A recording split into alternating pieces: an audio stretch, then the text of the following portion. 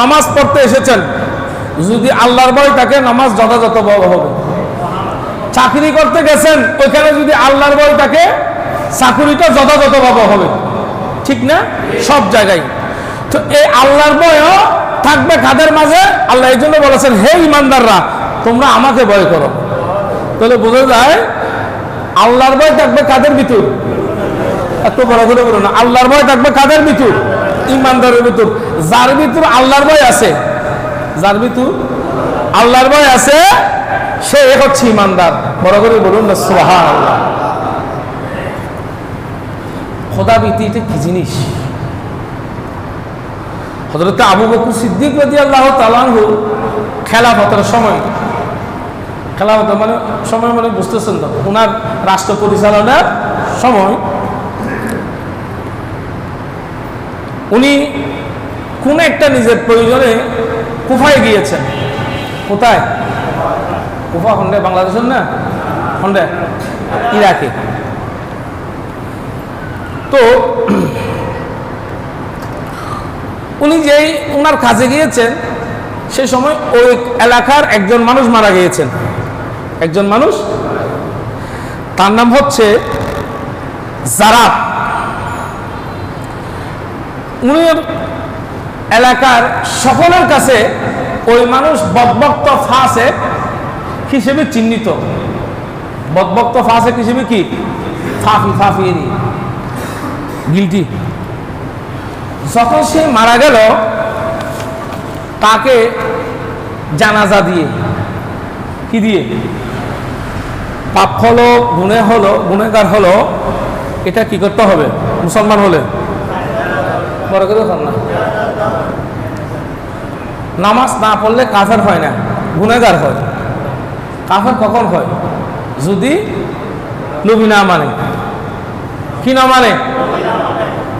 নামাজ না পড়লে কাফের হয় না, গুনেগার হয়। এক ওয়াক্তের জন্য এক কবিরা করে একবার হলো, কিন্তু নবী না মানলে। আচ্ছা যা হোক, এটা বললে আবার অন্যদিকে চলে যাবে। নামাজ না পড়লে গুনাহগার হবে, এর মধ্যে অনেক মানুষ নামাজ পড়তেছে না, তাকে কাফের বলতে পারবেন? মরে গেলে জানাজা পড়তে হবে। মরে গেলে কি করতে হবে? জানাজা। এখন সেই মানুষ যখন মারা গেল কুফায়, তার জানাজার মধ্যে হযরত আবু বকর সিদ্দিক রাদিয়াল্লাহু তাআলা আনহু কি হলো? নামাজে জানাজা শরীক হলো। যখন তার দহন কখন হয়ে গেছে, কথাটা খেয়াল করবেন, আমি কি বোঝাতে চাচ্ছি? ভয়, খোদার ভয়। কার ভয়? যখন মানুষটাকে দহন করে ফেললো, দহন করতে করতে রাত হয়ে গেল, তখন ওই ব্যক্তির মা কাঁদতেছে, আমার ছেলেকে তোমরা দহন করে ফেলেছ, আমি তো আমার ছেলেকে দেখতে পারলাম না শেষবারের মতো। এখন সে এভাবে বলতেছে, বলতে বলতে হযরত আবু বকর সিদ্দিকের পাশে গেল, হুজুর আমার ছেলে মারা গেছে, আমার ছেলেকে আমি মৃত্যুকালে কি করিনি।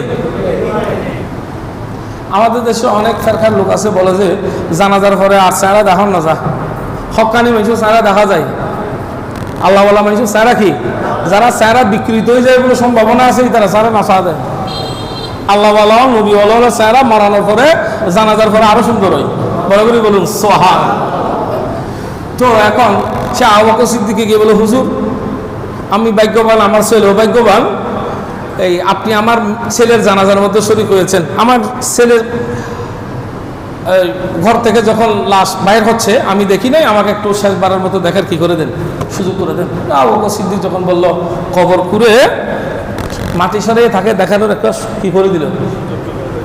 যখন আবু বকর সিদ্দিক সাথে ছিল, দেখেছে এই ব্যক্তির কবর একেবারে 14 তারিখে চাঁদের মতো আলোকিত। আচ্ছা, সমাজের এলাকার মানুষের কথা অনুযায়ী লোকটার কবর আলোকিত হওয়ার কথা না, কি হওয়ার কথা? বড় করে বলুন না, কি হওয়ার কথা?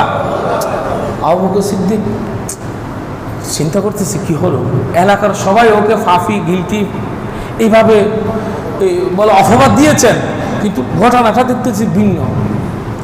সেই রাত্রে হযরত আবু বকর সিদ্দিক রাদিয়াল্লাহু তাআলা আনহু ঘুমের মধ্যে আল্লাহর প্রিয় মাহবুব সাল্লাল্লাহু আলাইহি ওয়াসাল্লামকে স্বপ্নে দেখলো।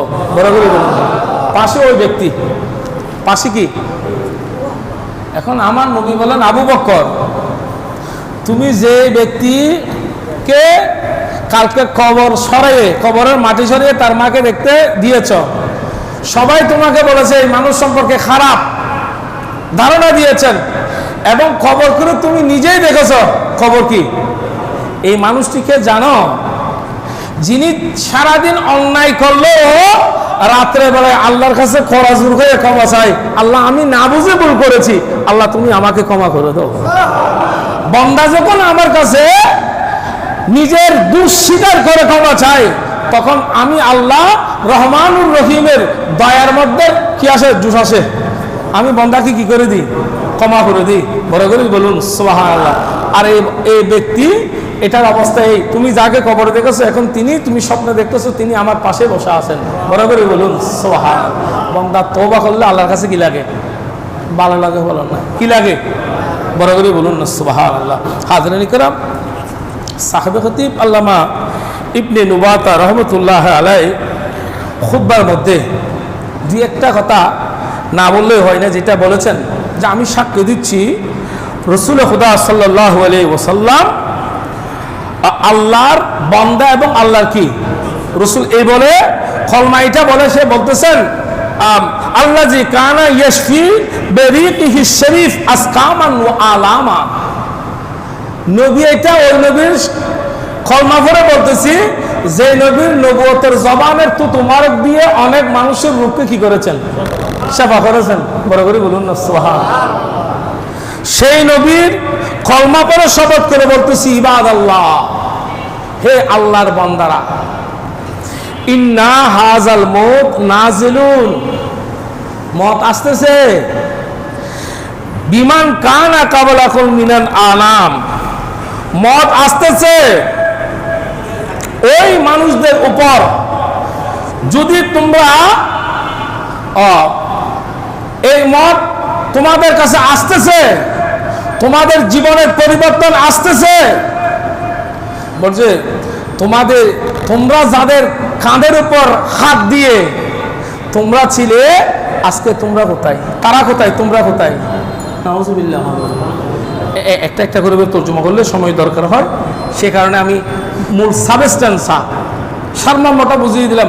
তোমরা যাদের কাঁধের উপর হাত দিয়ে দুনিয়াবাসীকে দেখাচ্ছিলে, এখন এরা কোথায়? তোমরা কোথায়? এরা কোথায়? তোমরা কোথায়? একা চলো। একমাত্র পৃথিবীর তিনটা ভালোবাসা মিলিন হওয়ার মতো নয়, বুঝে যাওয়ার মতো নয়। একটা হচ্ছে বান্দা আল্লাহ এবং রসুলের সাথে প্রেম করা, ভালোবাসা করা। বড় করে বলুন সুবহানাল্লাহ। এই ভালোবাসা কোনোদিন আপনার ক্ষতি হবে। আল্লাহ এবং রসুলের সাথে ভালোবাসা, বান্দা আল্লাহ এবং রসুলের সাথে কি করা? বান্দা ছেলে সন্তান মা বাবার সাথে কি রাখা সম্পর্ক, আল্লাহর সাথে রসুলের সাথে মা বাবার সাথে ভালোবাসা, প্রেম প্রীতি ভালোবাসা রাখা। এটা দুনিয়াতেও মঙ্গল, এটা কবরেতেও মঙ্গল, এটা হাসরের ময়দানেও মঙ্গল। এছাড়া দুনিয়ার অন্য কোনো ভালোবাসা স্থায়ী নয়, আপনাকে ভালো রাখতে পারবে না।